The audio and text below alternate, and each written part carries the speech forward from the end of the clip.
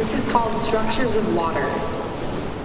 I've never molded water before, never cupped it in my hands and worked it into a usable form. Never kneaded it into the ground or beat it into a wave. My skin is porous and weak. I cannot hold back the tide.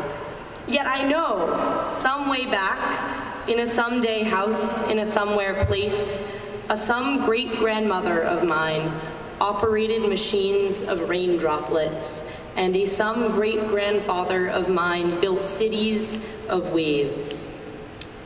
We were a people who could stand knee-deep, heads up, and stop the current, who could roll up our sleeves and lift rivers.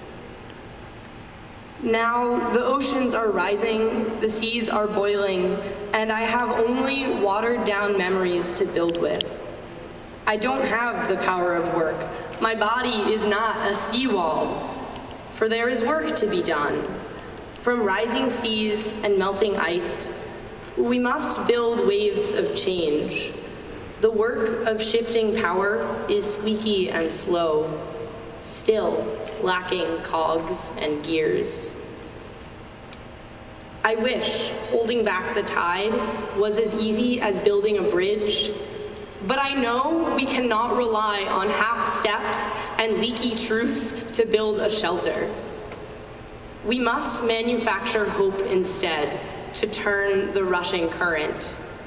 Our waves must not crash on those in the tidal pools, but build homes of resilience. We must build power by working the water. Thank you.